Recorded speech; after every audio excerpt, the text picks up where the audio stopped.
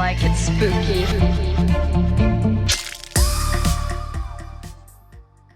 Hey everybody, welcome back to a special episode of Bobby Likes It Spooky. Happy Pride Month, everybody. It's June, so yes, we're repping hard this month. Have to.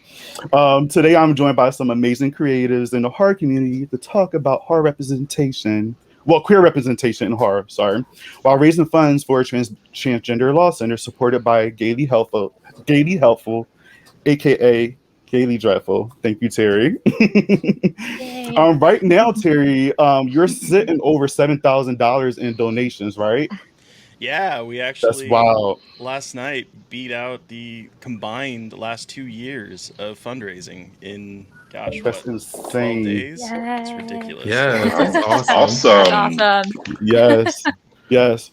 So it's only going to have to keep going up from here. So everybody that's watching this, please open your wallets and support. Please. Make a donation. I mean, that's amazing, Terry. And like you said, for the past 2 years, like that's amazing. Let me ask you a quick question before we go on. What do you think was so special about this year and the reason why you did so much better than the previous years? I don't honestly know. I mean, part of it I do think is probably we started to introduce more of the Twitch streaming community that is not represented, I don't think, in horror Twitter as much, and I think needs to be talked about a lot more because they're doing a whole lot. And they have raised, gosh, I mean, I'm bad at math, but it looks like close to $2,000 of Wow. them, just from them streaming and people donating during their stream, which is amazing. So I think that probably has much to do with it. I don't know. I feel like this is the time, and with all the anti-trans bills that are going on, I think people just feel powerless and want to do something. I have to feel that that's probably part of it. Wow.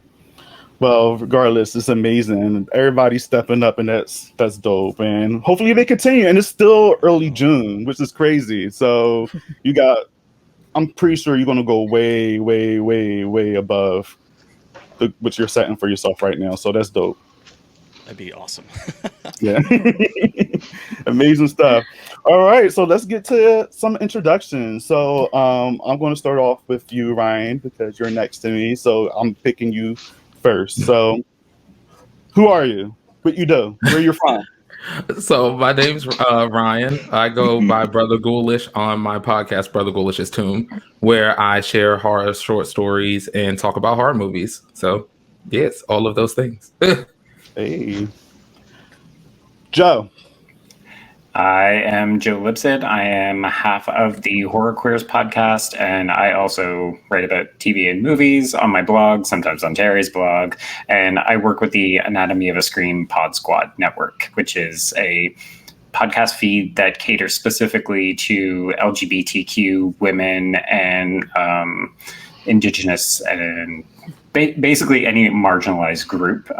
We've tried to represent them in a podcast feed. Hey. I love that. Dev.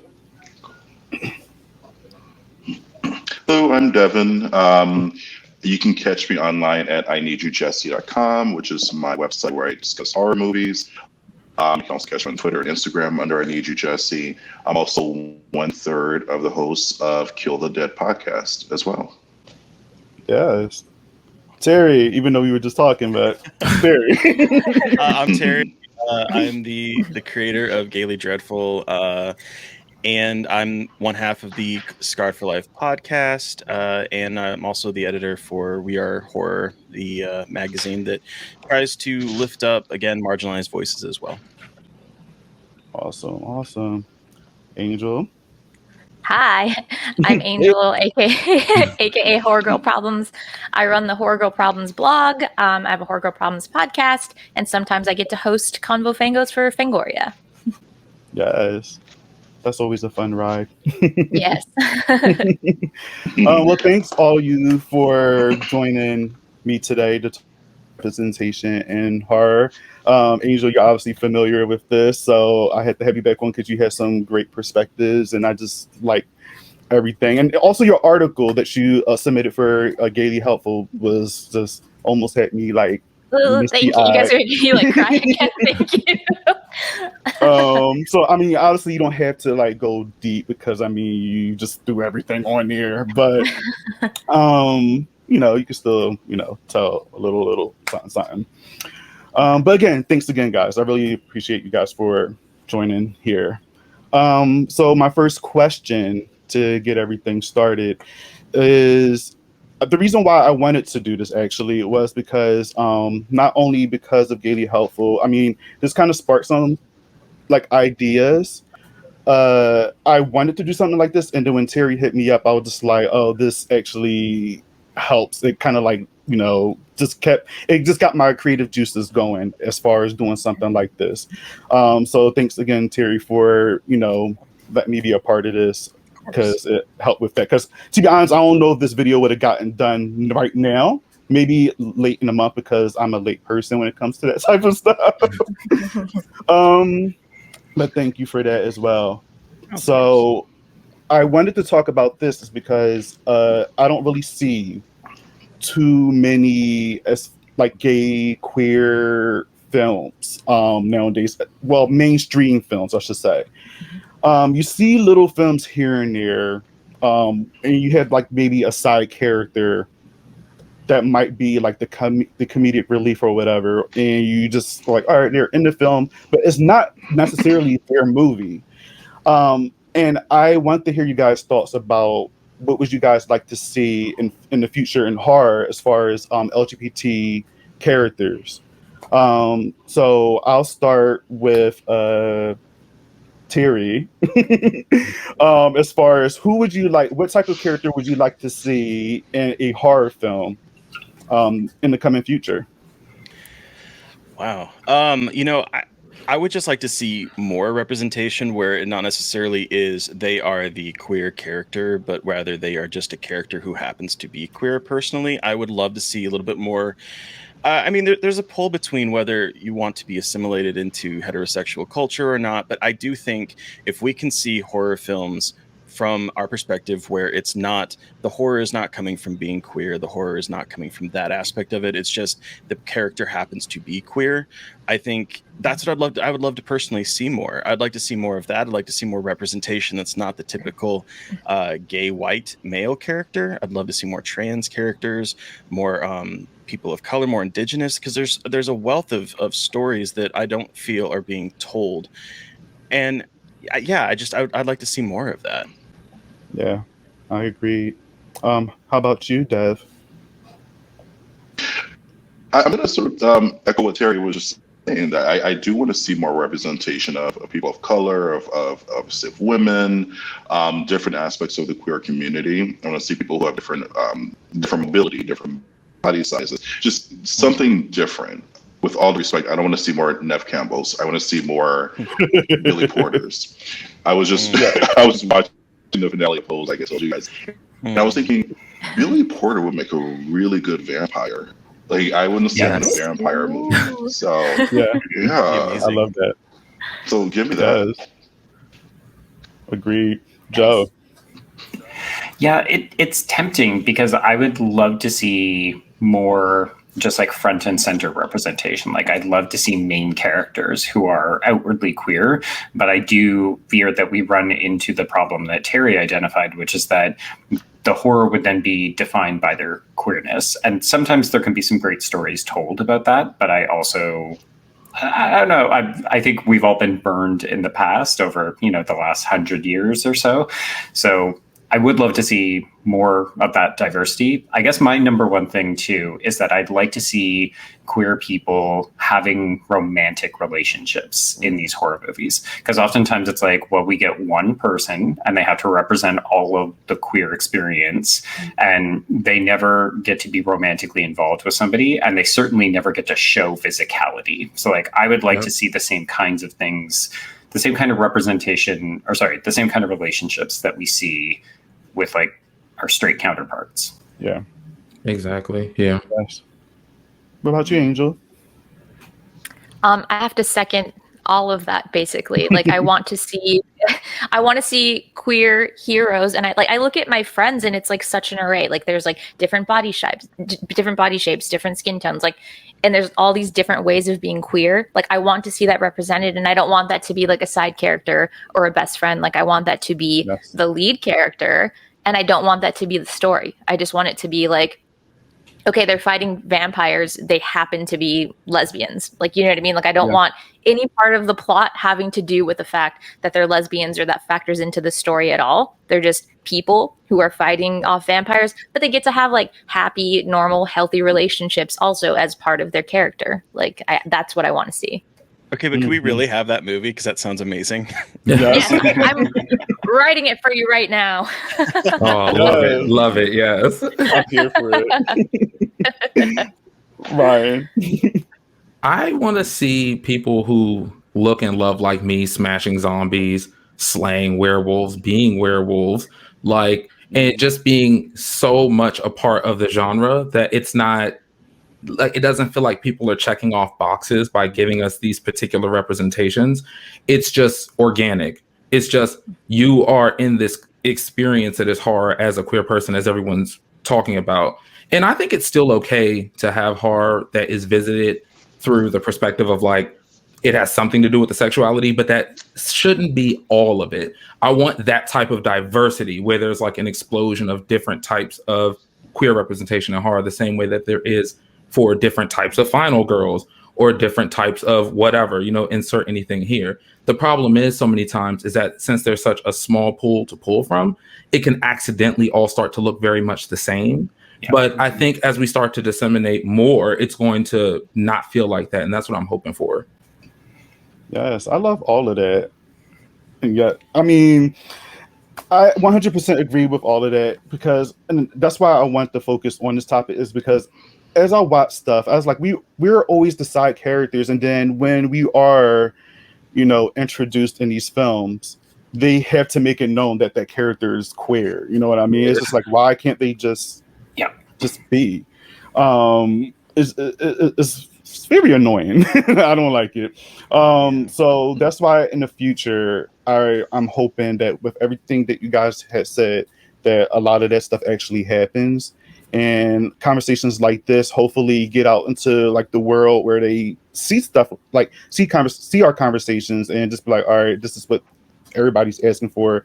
Let's make it. But I'm really hoping that, you know, we can tell our own stories as well, because I don't want other people writing for us. And I mean, that's cool because you're creators and stuff, but nobody knows our story more than us, you know? So I'm hoping that someday we get that big, you know, queer movie, because you got Halloween and the Friday the 13th and all of them. Like, where's our queer version of that?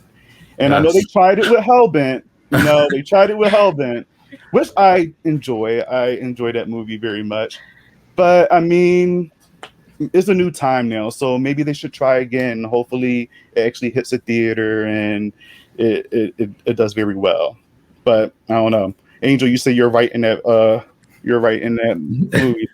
Writing multiples for you. There's not going to be just one. There's going to be a ton. Like it needs to be like the norm. You know what I mean? There needs to be so many of them and like diverse, and not just like, oh, it's the same movie, but they're fighting like a different monster this time. Like it just needs to be diverse and just have characters that are queer, and that's not centered on that. So just make a shit ton of franchise. Unless it's a franchise, yes. Then there's going to be 13 at least. Oh my god. This is funny. Which one do we go to space though? Oh. We need to get it so big that there's one that it's like the gay heroes go to space. That's when you know you've made it. It's always 4 or 10, right? Yes. Yeah. That would be so clutch. I would love that. These are interesting problems though, right? Because I mean, I think it's interesting, the makeup of the panel. I feel like you might have some very strong opinions about this, but like we're not there with people of color creators even. And I think that's even less niche because it's a visible minority. Like every time a new film gets made, if it has even like a black creator, a black writer, everybody's like, well, is this the new Get Out? And it's like, what the? Yeah.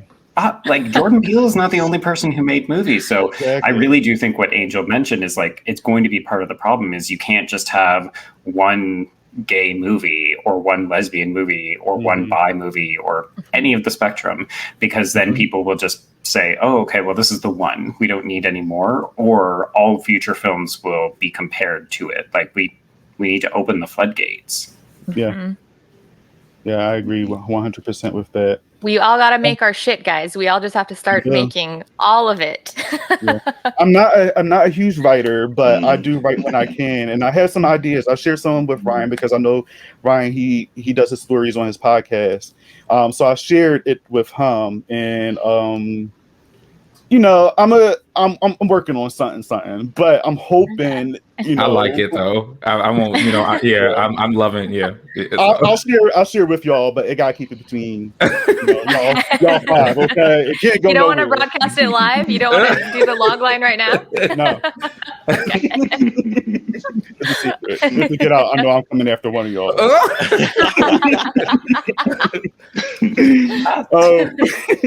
So guys, so speaking about like all these movies, what character growing up, or even like, I guess currently, like you identify yourself with? I know, Angel, that you had this conversation on your panel as well, and this kind of helped with this portion of the conversation here, because identity is an important thing to me, and representation is an important thing to me, obviously. And I can say, at least for myself, I didn't really see too many characters, especially when I was younger, that I can identify with. I can probably say a couple characters, but as far as queer characters, there's not so many. So it wasn't until later where Lafayette from True Blood was an inspiration to me, because I wasn't like that character, but what I loved about that character was that he was, I don't like to use the word like feminine or like masculine or anything like that, but he was just like this character that he was just proud of who he was, and just because of his appearance on the show. I remember it was one scene where they were calling him like, the F word and saying, he got A's and stuff. And they didn't make him just cower in the back and cry or whatever. He was tough. He stood up for himself. And once I seen that scene, I said, that's what it is. I love that, because we can stand up for ourselves. And that's how I like to say that about myself too. There was times in high school where I got into situations and I was called names, and I didn't really have nobody to have my back but myself. And I did. And it led to some fights, but it was all good. I won most of them. So, but like seeing Lafayette and seeing that character, I said, like, I love that. And it's a shame because I didn't have anybody when I was younger, but it wasn't until like when I was like getting out of high school and I seen Lafayette, I was just like, that's me, minus the eyeshadow and stuff. That's me. So guys, like, what characters do you guys identify with, growing up or even like currently? I'll start with Joe. Damn, I knew you'd come to me first because I'm like big right now. Well, I feel like such a cliche because I feel like I had more difficulty relating to male characters, and I was really attracted to not just final girls, but like witty, verbose characters who had snappy comebacks, characters who could like think on their feet. So Gail Weathers. Yeah, honestly, it was Gail Weathers and like to a lesser extent Randy in Scream, like really iconic to me just because they didn't take shit, but they knew their facts. Like they were prepared to clap back against people because they were so confident in themselves. Like they weren't doubting themselves because they knew who they were. And there's something not just relatable, but aspirational about that. But then, yeah, I try to think of queer characters and I'm like, I think the best I can pull up is queer coded characters, but we've all been trained to read those. So maybe there's a power to that as well. Okay. How about you, Dev? Joe literally took every word out of my mouth.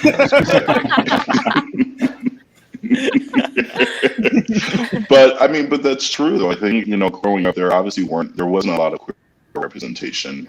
The queer representation they were set up as the butt of the joke, so you were never meant to take them seriously. The people I always connected with were usually not even the final girl, but typically the female character who was assured of who she was and assured of what her personality and her trajectory was. So it would be like the Gail Weathers, the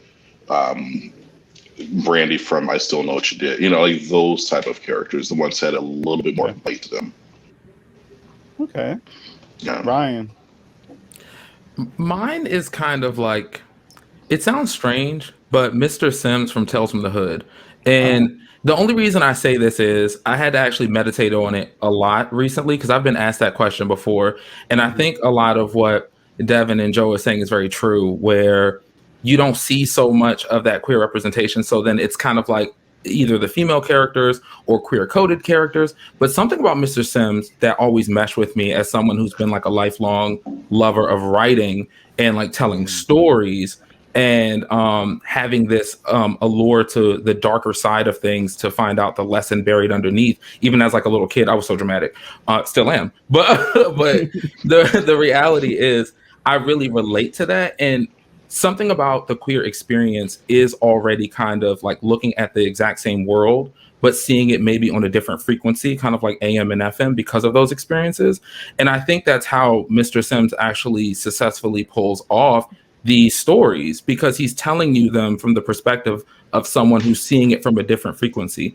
And I've always felt like that because like growing up, I've always been like, not in a negative way, but I've been like, I'm a weirdo. And it's something that as I've gotten older, I've embraced and I've found community. So I'm really happy about it. But there are times when you can kind of feel like a kooky old man running a funeral home when you relish in so many dark things and people around you just don't get it. And, that's why for me, it's Mr. Sims. Like I had to meditate on a lot, but that's definitely that character. Yeah, that's different. I wasn't expecting that. I like it. Come through, Mr. Sims. Angel. Mine is horror adjacent, and it's metaphorical, kind of like your Mr. Sims. Edward Scissorhands is my name. Yes. But I didn't like see myself on screen ever growing up. But with Edward, I felt like he was very much like, I just loved him so much. He was so endearing and just so gentle. And I just felt like he had so much love, but people were scared of him because of his appearance or what they thought he was. They had these preconceived notions of what he was and who he was. And then he falls in love with this girl and he wants to be with her, but then she's like, returns the affection, and then that fucking heartbreaking scene where she's like, hold me, and he says I can't, and then she puts his arms around her and I just like break. But I just felt like that's me. Like I love a girl and I'm not gonna ever be able to like hold her because she's not gonna want me to hold her. Like she's not gonna say hold me, So I grew up thinking like that's what it was gonna be. And if anybody found out about this, like these were like my invisible blades. Like people were not going to like that. They were going to like shun me and be like, go live in your mountaintop castle alone, So, oh, no. so that was a little bit tragic, but I mean, I grew up that's not the case at all. But growing up, that's what I thought my life was going to be, like isolation and not being able to get close to anybody and not being able to show anyone who I really was because they were going to be scared of that. Yeah. Wow. Wow, bringing the party down. Sorry, guys. That was great. That was amazing. Check out her article on KB Helpful. Yes, that's my article, and it goes way more in depth because I can't talk about it too much aloud because I just start weeping uncontrollably. Yeah. Before we go forward, though, I was wondering the whole time if that was Edward Scissorhands, like behind you. Yeah, I was wondering. So. I love. How about you, Terry? Well, I'm glad you asked this question because I was thinking about this when Devin, you were saying earlier about how you would like to see more body types in horror, because I've always been overweight and my character has been split between two different. It's either the kind of quippy gay sidekick whenever you see things, or it's the overweight person that's probably going to die and is kind of a jerk. I mean, if you really look back at the history of overweight people in horror, it's never really a positive representation of them. So I didn't really have anyone, and I mean, I guess it's cliche at this point, but it was the final girls in some ways. I found myself, rooting for in particular and feeling connected with. And in particular, I would say it was Alice from the Dream Master, Nightmare on Elm Street 4. Nice. Because I mean, I was sort of deeply closeted for a lot of my life. And I would look at her as being this sort of mousy kind of wallflower type character. And I've always been very introverted. And so I kind of saw myself in her, and her progression was something that I would have loved to have seen in my life, where she grew confident in herself, grew confident in her sexuality, embraced everyone's like powers and genders throughout her journey, and comes through and dates the popular jock. I mean, that was the sort of like, oh, that would be so nice if that was possible. And I never saw that as possible for me. So, I mean, that was the character growing up that I related to the most. And I watched that movie so many times because of it. Wow. It's a fun movie. I like that movie. Yeah. It's one of my faves. So wild. Best of the sequels, I'm going to say. Sorry, number 3. You said it was the best of the sequels? That's my... Uh-oh. I agree with you. Oh, yeah! I was going to say the I thought there was conversation's gotta be about that. This is now a Defend Your Nightmare on Elm Street sequel fave. I'll just be over here watching New Nightmare. Another fave. I love New Nightmare as well. Oh, man. Those are all great answers, guys. I love it. Well, since we were talking about identity and stuff like that, this is kind of similar to what I asked, but what was like the character that was, I don't know, that made you look at them? I'm not too sure if you guys like came out like, oh, well, I'm sure y'all came out eventually, or maybe y'all just kind of just rode the wave and it was just what it was, or whatever. But what was a character or a movie that you have seen and you was just like, all right, this is kind of like a gay awakening for me?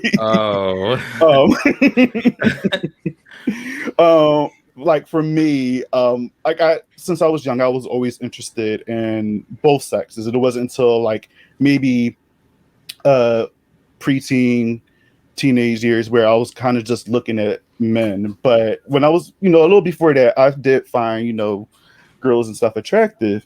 But I think for me, I remember my mom was watching Psycho one time, and Anthony Perkins and Psycho, Norman Bates.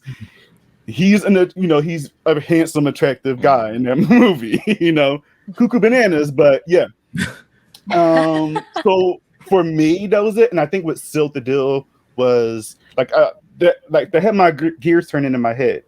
But then when I seen the Lost Boys and I looked at Michael, I said, all right, that's kind of it for me. This is what it is. So I'm curious to know about like you guys, about like what was y'all gay awakening? So I'm gonna start with you, Angel. Oh, okay. Mine was like blushing for a second. Hold on. Well, oh my dear. Okay. Mine was very early on. Like I had crushes on girls in kindergarten. So it was like very, very early on. Like I came home from school and told my parents. I was also, not past tense, I am a romantic. I came home from like kindergarten and told my parents that I was in love with a girl in class and asked if that was okay. So it started very early, and it wasn't a horror film. It was like Alyssa Milano, I think, was like my very first crush. But like in a horror film as a teenager, I snuck in to see Scream, and I was like in love with Neve Campbell, obviously. Like Sydney Prescott, I was like, oh my God, like she's so cute and she's a badass and she's like likable and just sweet and just everything about her was cool. So I was like sold. So I'll say Sydney. Yes, Sydney. Even with the neck pains, Angel. Like, I mean, Even with the neck pain, she's so cute. Yo, we're gonna fight. Yeah. No, yes, even with the neck pain. Ryan. I don't know, because the type of crushes I had when I was like growing up were on fellow like boys who were like, you know, friends of mine. I didn't really have celebrity crushes or anything, so I have to like venture and think about it. I think the earliest like, vapors moment that I could think of is probably Lost Boys, but the jazz player in front of the flames. I think that was, I think that was my sexual awakening. I definitely, there was a lot happening when that scene came on. So many shiny muscles. How could you? Yeah. And then the gyrations against the flames. Oh my God. Like, yeah, I think it was probably that. But I think it's because like I confused a lot of my I wanted to be her with having a crush on her when it came to a lot of the girls that I watched in horror. Because Neve Campbell definitely was one of them. And it wasn't until I got older, I'm like, no, I just wanted to be, Sydney Prescott, obviously. Like, but it took me a while to understand all that. So I mean, come on. She was hooking up with Billy? Like, yeah. Come on. I can see why you wanted to be her. Yeah, I mean, she had it going, and then she had like cool fashion and stuff. So there was that. True. Cool fashion at that time for the time. Exactly. Especially in part 2. Yeah. Oh yes. Yeah. I mean, it's the two-part answer. So the first part would be again, I'm in Elm Street, the Dream Master, because there were two characters in that when I was a kid, I was like, I don't understand why I feel the way I do. I didn't have words for it, but it was the jock Dan in it, and also Alice's brother. I was like torn between the sort of like preppy, jock guy, and then the sort of alternative punk kind of guy. And I was like, these both are awesome, and I don't really understand why I'm like fixated on them when I was watching them as a kid. But I'll tell you, the time that I was like, oh yeah, I like guys, it was Blade, and it was Stephen Dorff. Oh my God! Yes, yes. That gave me the vapors, and I remember watching that movie so many times because I was like, "This is a movie that I can watch, and no one will question why I'm watching it." Mm-hmm. But I can also appreciate the male body in it because even between Wesley Snipes and Stephen Dorff, but for me, it was Stephen Dorff, just like that. That evilness that he had that was like that kind of jerkish, but like he knew he was sexy type thing. Yeah, that was the moment. That was the moment. Wow. Yes. I tried to dress like Stephen Dorff in high school. That's how obsessed with that character I was. And let me tell you, polyester pants in high school, not a good look. Didn't go Joe, well. do we have pictures? Right. Thankfully, they've all been burned. Oh no. I don't believe you. I don't believe you.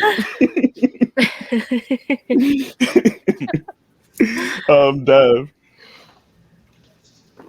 I always knew I liked guys like as a kid, but there was something about Dan from Dream Master and Nightmare 5 that it felt more overwhelming to me. Like, I'm gay. Like, I'm a gay kid, and like it was that guy that that made me identify that. Yeah, and he's still gorgeous even now. I haven't seen him like now. I love watching you all collectively swoon over this. Like, I'm like loving it. No one gave a shit about my answer, but I can see you all swooning, and I love it. Oh no, we relate. No. We like Sydney. I think we like Sydney in different ways. Yeah, right. Exactly. There was no swooning, and there was visible swooning happening when you mentioned Dan. Well, I will say, like, because I know like Party of Five was a thing back in the day, and I used to watch like my uncle watching that, and I used to see Neve Campbell, and like I said, I was attracted to girls, and Neve Campbell was one of them. And then Jennifer Love Hewitt, I seen her, and I just fell in love with her, and yeah, So like Nev Campbell, Jennifer Love Hewitt, and then I kind of just moved over to Jennifer Love Hewitt. Yeah. That's the only reason I started watching Party of Five, because I saw Scream and I was like, oh my God, like who is this girl? Like how can I see more of this? And then I was like, she has a show. I can like consume this weekly. And then Jennifer Love Hewitt, and I was like, there's two cute girls? Like my mind. That's awesome. That was the best part about like finding people attractive in horror movies in the late 90s to early 2000s is like they were all on the WB or the CW. So you were like, oh, I like you. I'll watch your show. Exactly. No, I like your show. Really. It's And then my parents didn't think it was weird that I'm watching Party of Five religiously all of a sudden, like jump in mid-season. You know what I mean? They're like, yeah, teenage girls watch that. And I'm like, yes, they do. I watch it for the content. Yeah. It's a great plot. I mean, that seems like a unifying show, though, because like I used to watch it for Scott Wolf. Yes. There you go. Yeah. Okay. Joe, did I get you yet? You have not. No, I'll keep my answer brief, but so Hellraiser has a very important part in my life. It's one of the first big horror films that made an impact on me when I watched it. And there's a very brief scene where in flashback, Julia is introduced to Frank, who is her husband's brother, and he is a bad boy. And she opens the door and he is there in the rain, and he is obviously an asshole from the go. And he's so attractive. Like, he's not even my type. I don't like bad boys, but that movie does something to me. And then again, kind of like Angel, I have an example that's not really horror. It's horror adjacent, but I watched David Cronenberg's Crash, and Elias Koteas and James Spader have a sex scene together. And that was like the first time I had really seen gay sex in, I guess, a relatively mainstream movie. And there's so much complicated body stuff in Cronenberg's films, but particularly in that one, like there's a lot of body worship and other types of bodies. Like there's wound fetishization and that kind of stuff. But I remember vividly watching that scene and just being like, what is happening right now? And I need to investigate. I need to investigate. We all did. I mean, when I had crushes and things like that, I always had to like look them up and find out if they were like, you know, queer or not. So I'm like, oh, maybe I do have a chance. And same. 9 times out of 10, that's not the case. So yeah, I was on like dial-up internet though, like trying to do my research. And my mom's like, "Are you on the internet?" And I'm like, "No." I'm like, "What the hell else would it be doing? What else would be making this sound?" Mom, get off the phone. I need the internet. Oh, man. I'm doing some Nev Campbell research for school. Oh, dial-up was a good time. And then when DSL came out, where you can use the phone and be on the computer at the same time, you got DSL. Oh, it was a wrap. Yeah. Kids these days, they have no idea the struggle we went through. Like, how are we supposed to look at pictures where we can see like bodies exposed? It's like, oh, is that Jennifer Love Hewitt in a tank top? Yes. Printing it out, and it's just taking like 20 minutes. Yeah. It would take like printer. forever. It would just take forever to just go through. I'm like, come on, like my parents are gonna catch me. Please, just hurry up. Just hurry up. The computer's in the living room. Anyone could walk in. I had it like it was like in this weird like armoire thing. So I would like try to like close the doors and stick my head inside. It's like, okay, what is this kid doing? It's homework. It's research. She's literally putting herself back in the closet.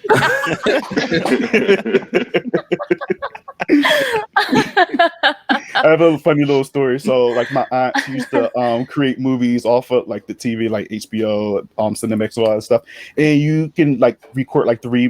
Well, I guess depending on the hours on the VHS tape, you can like put 3 movies on one. And one of them was, this is not hard, but one of them was Charlie's Angels, the one with Cameron D. and Drew. And then it was like The Patriot on there. But I love Charlie's Angels. And this was before I was out. And I had a weird crush on Crispin Glover, especially as the thin man in that movie. And people was like, why? Like, he's weird. I said, that's why I like him. There's something about I think him. he's so cute. And then I wonder, I'm like, is he like like widely regarded because I think he's so cute, and I don't ever hear people talking about like, oh, he's I love hot. him. I'm like, he's so cute. Yeah. Joseph, No, I'm not disagreeing with you that he's cute because I do think he's cute, but I don't think people often talk about it. They like to just trot out the gif where he dances oddly. And Yeah. But I think he's I so love cute in that movie. Yeah. I think he's so handsome in Back to the Future. Like, Yeah. And it's funny because with the VHS tape, like I told my aunt that I went to watch The Patriot for like school project, but it was really for Charlie and just for my love of Crispin Glover. It was really, really funny. And I had that tape for maybe about like almost a month, maybe. So that's one of the reasons why I love that movie. But it's not horror, but yeah. That is a great movie, though. I love that movie. It's problematic as fuck right now because I watched it recently and I'm just like, it has not aged well. No, I haven't watched it in years. There's a couple scenes in there I'm like, this would not fly in today's time.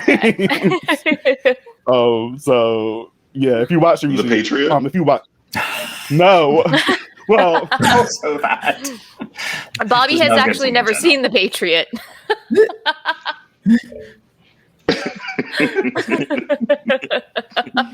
Oh man. All right, guys. So this is like my last question, but what are your favorite queer horror movies or queer homoerotic horror movies? Devin, I guess he's raising his hand. I mean, there's a lot, but I'm really right now deferring to the first 3 Hellraiser movies, especially the first 2, because I just recently rediscovered part 2. I didn't realize how gay it was and how opulent it was and how over the top it was. So right now, while it's not an explicitly gay film, it's gay, and I'm here for it. Yeah.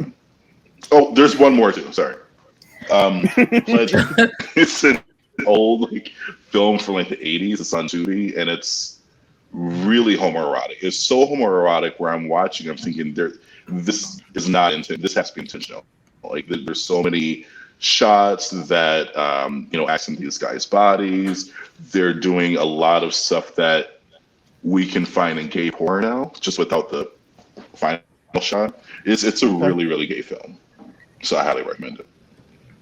But wait, which one was it? What's it called? Pledge Night. Pledge Night. Okay. Never heard of it. I'm gonna check it out. You're in for a treat. It's like an hour and a half. The first hour is a comedy, and the last half hour turns into a horror movie. Ooh, and you said it's on Tubi? Mm-hmm. Oh, I'm gonna check it out. How old is it? Is it like an older movie, like 80s? Yeah, 80s. Okay, it sounds 80s. Pledge Night. 89, 90. It does. Yeah. Okay. Yeah, it's very 80s. Late 80s, early 90s. Oh yeah, that's the one that Vinegar Syndrome did a release for. I think a year or so ago. Okay. Mm-hmm. Yeah, I'm gonna definitely check it out. Well, I recently watched The Hitcher. When I was on, Kill the Dead, and that was my first time watching that movie to prepare for that. And I was wondering why Devin was like, why is he choosing this for Pride Month or whatever? And I watched it, and I'm just like, it's there. Talked about it though. So if you guys want to hear the episode, it's definitely on there, on the podcast. Ryan. Lost Boys. I would definitely say Lost Boys. I had to think on it a lot. This is probably going to change again the next time I do something, but I guess I always feel like after the watch party we had, I kind of am seeing how much more queer Lost Boys obviously is. And at the time, it was one of my favorite horror films, and it still is. I feel like it just persevered. So it's definitely one of my favorites. Yes, I'm happy that you did say. I'm happy you said that because I was born that time when we had the watch party that there was glitter inside the blood. Right. Did you guys know that? Or I only recently found that out. I didn't know that before. All right, so the scene they're running out the cave and you see all the blood on them. I was telling Ryan, I always thought, even when I was little, I thought it was just the blood shining, the wetness of it. But it's glitter, y'all. I'm like, Like Claire's body glitter. Yes, I'm just like, this is fucking awesome. Like, we need more vampires with glitter blood.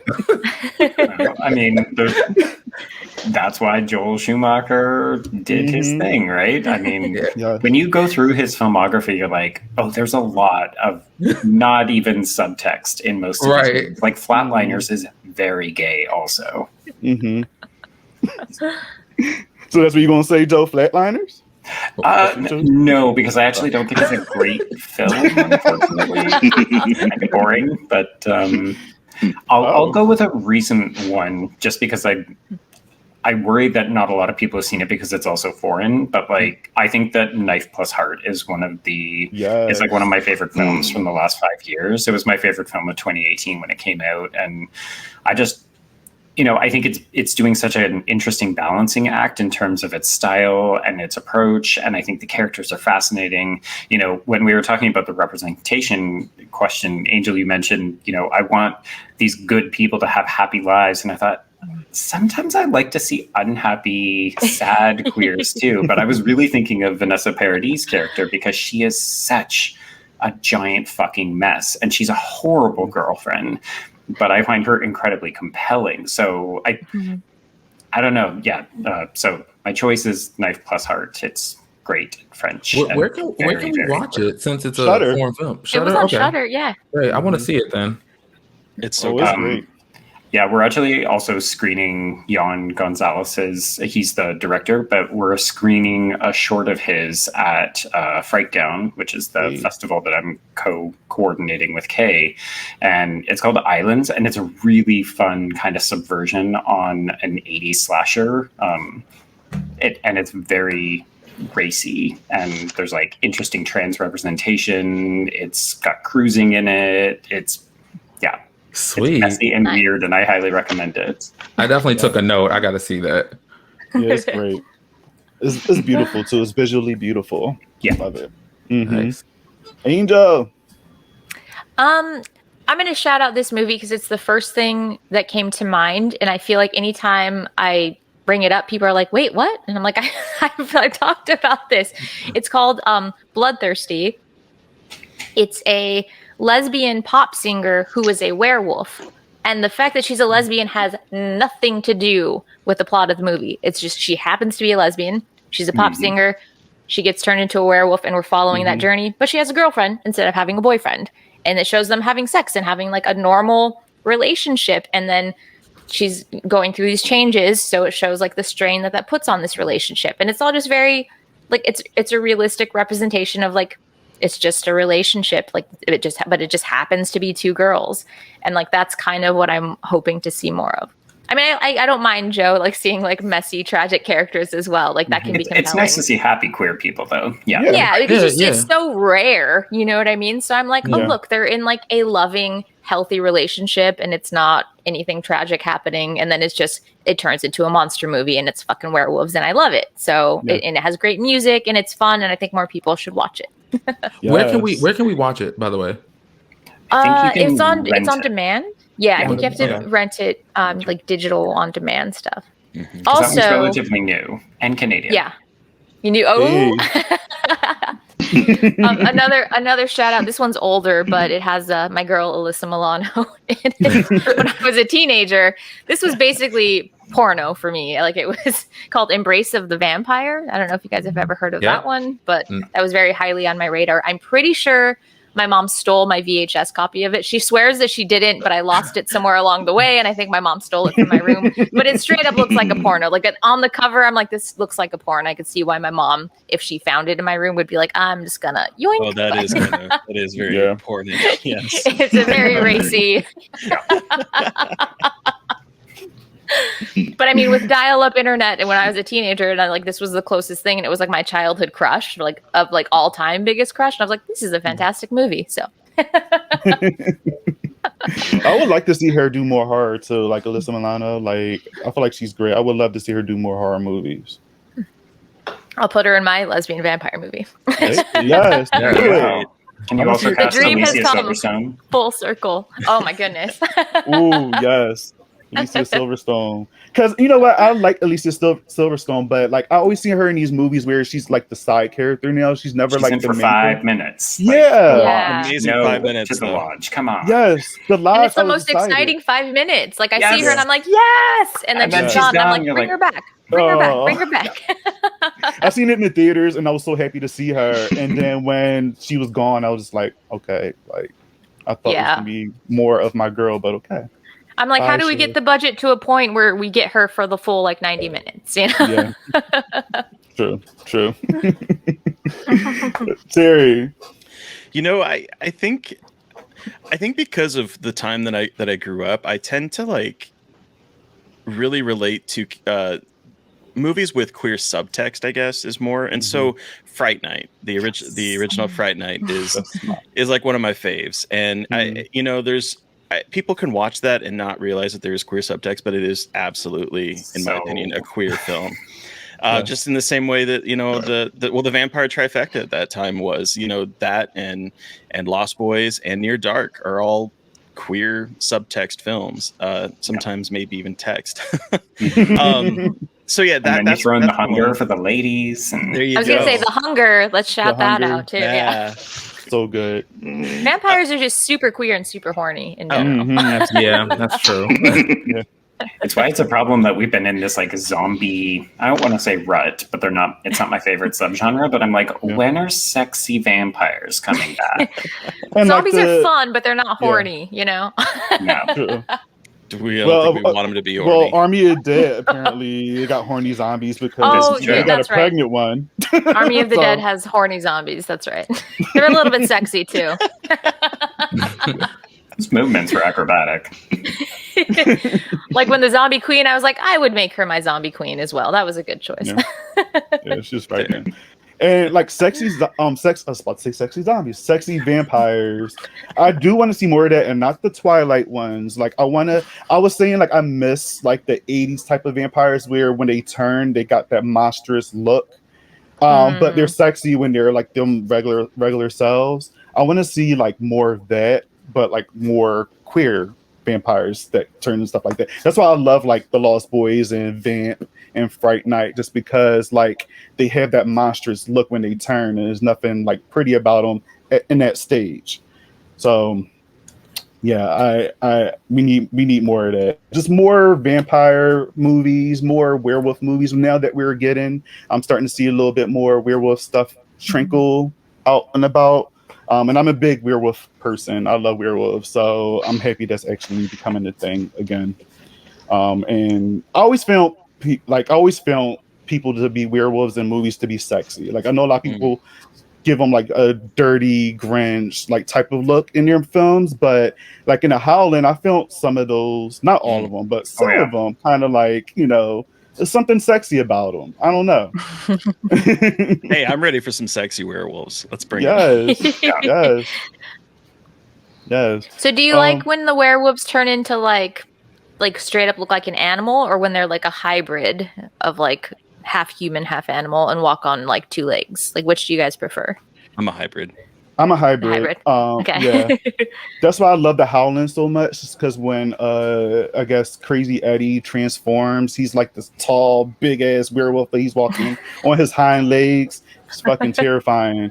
And it's like I love American Werewolf in London when you just see the wolf like running the streets and stuff, and it is scary, but I love like a tall ass hybrid werewolf. Like it's fucking frightening, man. I love it. Because then it can be sexy when it's like a hybrid. You know what I mean? Yes. It's like I'm a human, but very primal and half animal too. Exactly. Yes. Goes back to when I had a crush on Robin Hood, the Disney Robin Hood. Okay, you know what? I'm a lesbian, but he is so cute and so charming. He's dashing is the word. I always thought I'm like that. Now that is a man. That's who I want to marry all of my cousins off to, is like versions of Robin Hood.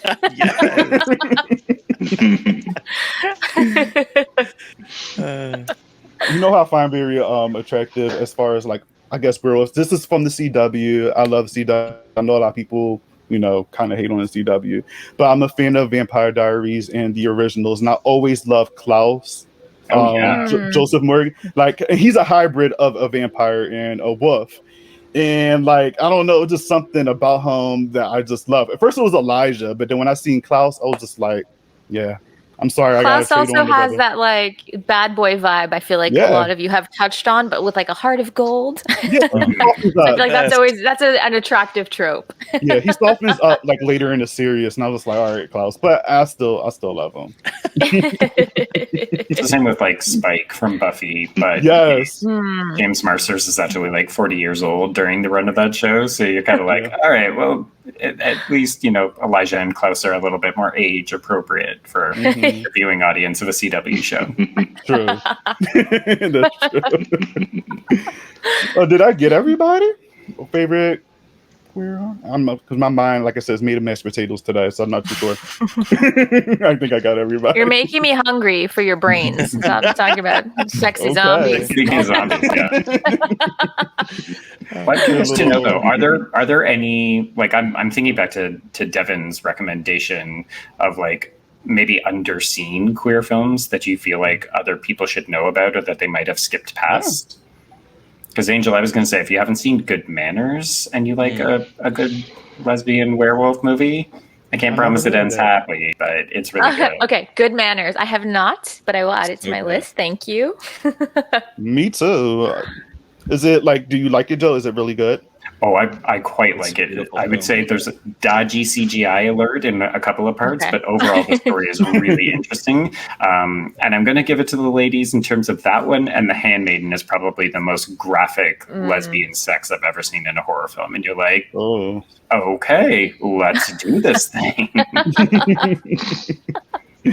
Well, that's a good question, Joe. Like, do you guys have any like recs that y'all recommend to like us and just the people that's watching?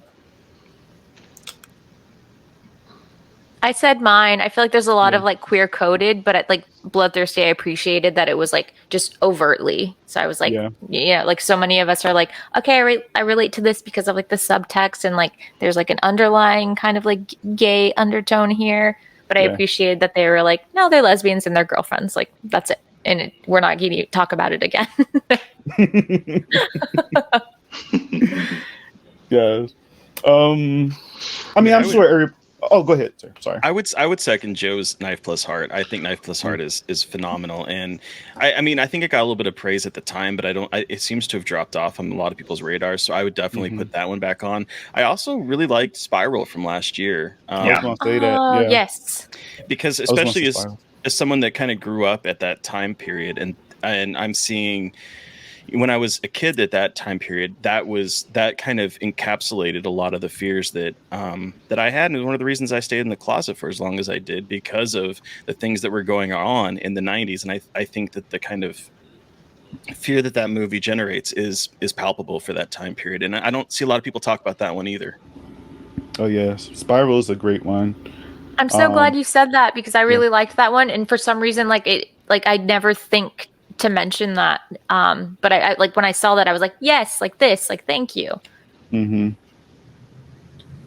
Yeah, like Ryan and Dev, like you guys obviously seen Spiral, right? Because I know y'all talked about it on the show before. Yeah, like what did you guys think about that movie? Just for everybody that's watching. So I talked about Spiral with Mark Estes on my podcast. The actual recording was close to 5 hours because we really had a great time. It was a beautiful time because for everyone at home who may not know about Marco Estes, he did an amazing article on Black gay people, like characters in horror, and to me it was like a phenomenal piece. Yeah. And I knew I wanted him on the podcast to talk about Spiral because, I mean, as a gay Black man, it's so rare that we're the lead of the horror film that I wanted to just really go in about it. And I knew that his perspective would really, be invaluable because me and him, as much as we love horror, I mean, we see it so differently. And so we unpacked it on there, and I boiled it down, I think, to about an hour and 45 minutes to 2 hours, somewhere there, I think it was. But like I said in that episode, I really did love that horror film. I like the fact that it had elements of. This is my perspective. I know some people won't agree, but that's cool. It reminds me a lot of Rosemary's Baby and the gaslighting that's happening around that main character. And I liked seeing that for, Jeffrey Boyer Chapman's character, especially within a relationship, because I think there are so many interracial relationships where sometimes that can accidentally happen because of, severe dynamics between how their worlds may not be very alike.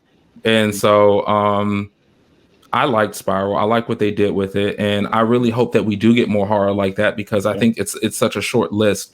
I wasn't really going to suggest any at first, because when you said not as well known, one of my weak points as a horror watcher is I don't know a lot of foreign films or indie films. I'm starting to get better at venturing out. And that's why I take notes when you guys say things, because there's just so much I just don't know.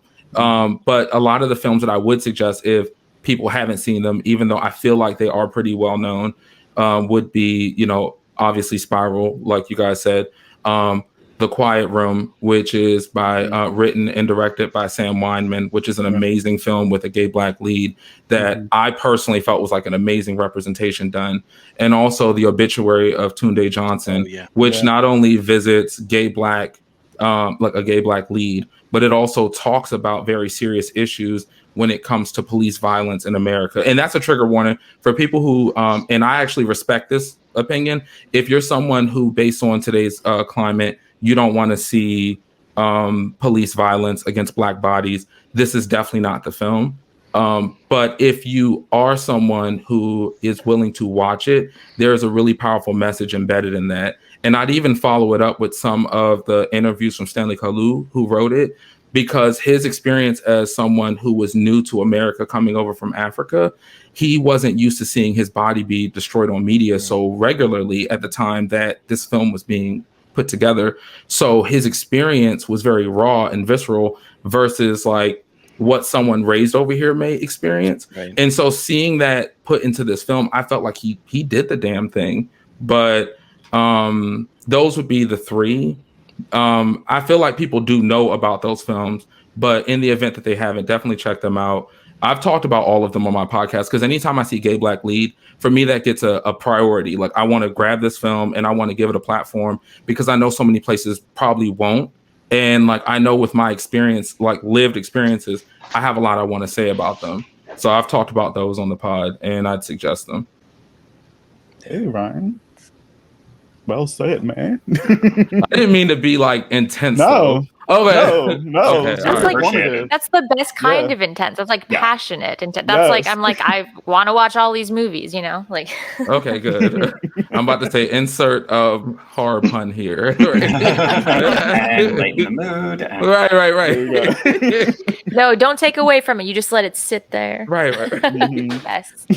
And honestly, I don't think you should ever apologize for speaking passionately about something that is really important to you.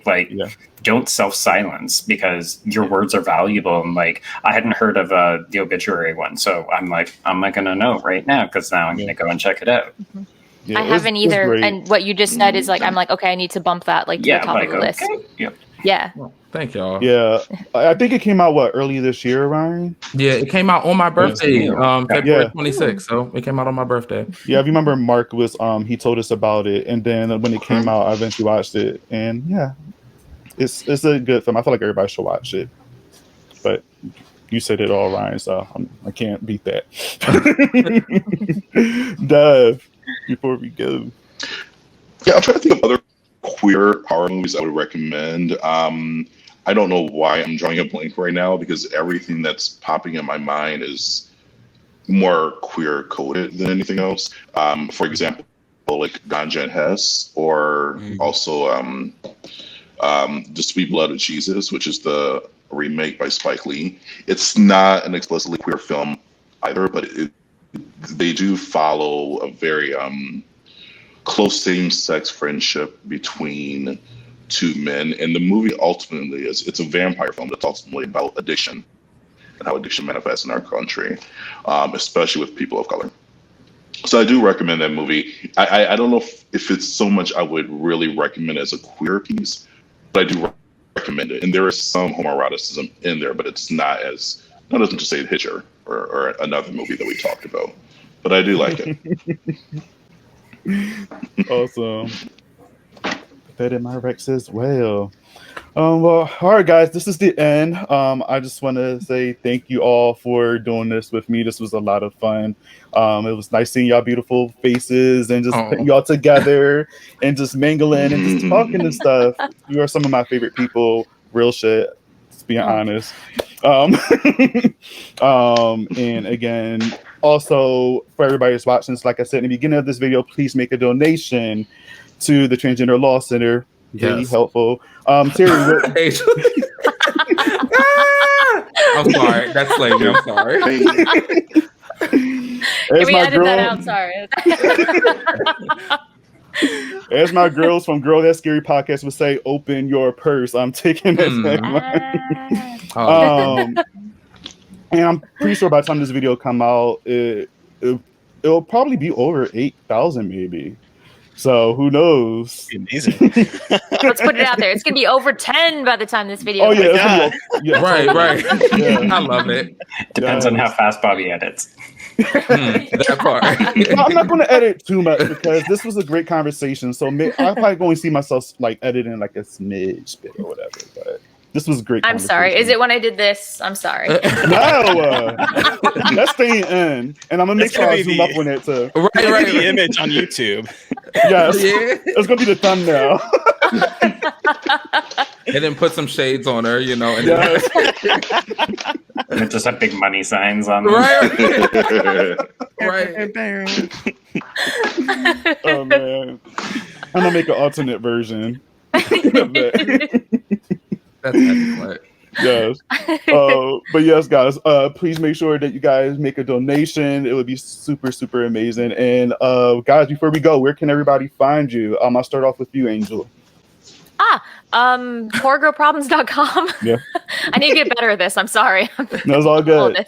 On Twitter at horrorgirlprobs because problems was too many letters. That is a problem. Nice. It sounds cool. It sounds cool too, like prob. Like I like that. Yeah. I like that. Yeah. But then it sounds like cool. Horrorgirl probably, but it's Horrorgirl Problems. Potentially. Maybe. You're putting the Q into the letters, right? You're still questioning. I shouldn't have said that because you were all like, yeah, that's an abbreviation for problems, and now I just like ruined it. But people are gonna be like, probably a horror girl. We don't know. Questioning. If I was to see that, I still would like tune in. You know what I mean? Same. Like, all right, it's Okay. there, like, Well, thank you. Thank you. Terry. You can find me on Twitter at Gaily Dreadful. My website's gailydreadful.com, and you can follow my podcast, Scarred Podcast on Twitter. Yes. Devin. You can find me at needyoujesse.com and also on Twitter and Instagram under I Need You Jesse. All one word. Yes. Joe. You can find me at B Stole My Remote, and that's the letter B. And you can follow my pod at Horror Queers, all one word. Yes. Ryan. Before I say mine, I don't mean to be complex. I didn't notice what it said. I thought I've been saying B stole me. Oh no. I feel so stupid. But and then also, Devin, you need to tell people about your Hotties or Horror section. So I mean, because like those articles are lit. Okay, so all right, you can find me. You can find me at Brother Ghoulish at all things haunting underpasses and what have you. My actual podcast is called Brother Ghoulish's Tomb. And yeah, so wherever podcasts are played, explicit content. No, not really. But yeah, Brother Ghoulish. I'm about to say, Ryan. Hold up. Well, I just want to say thanks again, guys. Make sure that you subscribe, follow these amazing people, these amazing horror creators. Give them 5 stars on the podcast. Show some love. Write, review, do all that fun stuff. This is why we're here as well. So thanks again, guys, for joining me. And I guess I'll see you guys next time. something In like 2 this minutes again. on Twitter. Right. Yeah, exactly. You know, we're all about to hit up Twitter right now. Exactly. You already know what's good. Or Clubhouse. Right? Exactly. Thank you for the invitation, Bobby, and Yes, thank you, thank Terry, you. for the putting the Gaily Helpful together. Like, it's Yeah. blowing my mind, like watching that goal go, and I'm just like, yes, go, go, go. It's just really cool. Yes. Do what I Wow. can. Thank you. Such an amazing heart. I love it. But he can't take a compliment. No, No. I know. I'm sorry. You're busy. I did that thing where I made it fucking weird. It's what I do. That's what I do when you guys invite me places. Terry, I I'm was like, about Edward, I just love you all. I'm sorry. I would hug you regardless of the scissor hands. Oh, thank you. Aw, I love that. Yes. Oh, y'all making me all teary-eyed. Terry, I was going to request for you to wear that mask that you wore. Oh dear. Oh. God. Are you kidding me? Which mask? The explicit one? All right, Joe, There's an you explicit get his mask? tea out. all right, I'm gonna stop the cam for 1 second. Okay, Oh, ooh, for a reveal? It's a reveal. Oh, I love a reveal. it's so amazing. I hope Terry comes back with a wig too. Oh yeah, a Ripley wig with the curls, like the Not a deep Ripley curls. I would live. I hope it's rainbow, just like Oh God! Is that from The Shining? Oh my god. That's from The Shining, right? Yeah. Mhm. That's why Oh my it's explicit. Ugh. That is so creepy. But also, is that for a Amazing. child? Because it looks very small. It's so uncomfortable. It's so tight. I feel like it's gonna become my face. Like Haunted Mask, like very Carly. Yeah, Mask. Haunted yes. The Goosebumps episode. It's so freaking Yes. tight. But also, if someone was only listening to this and not watching, ooh, Whoa, I Yep. know. it's so Right. tight. It's on my Right. face. The Right. podcast version of this problematic. That's right. I was about to say that's what he said. Yeah. Oh my god, that's where you have to clip it for the ad that you roll for it. Oh, it's so tight, and just have like a dark screen. Oh Wait, somebody's writing this horror movie, right? Right. Okay. That's clickbait. I'm having none of For this. sure. How do I get out of this conversation? Oh, I'm sorry, guys. You know what? I lost I am. connection. no! Freeze. Then shop. Exit. All right, I'm gonna end this now. That was just for you, Bobby. That was just for you. Thanks, Terry. I'm sorry, I didn't mean to put you on blast like that. But, No. No, I it's feel so like- cool though. I'm so glad you were put on blast. That was Oh, amazing. That was a treat. yeah, Yeah. when we was on the Among Us game yesterday, I just I had to we had to share it here because it was so amazing to see that. So good. I love it. All right, guys, I'm gonna just end this now here. All right. Bye, guys.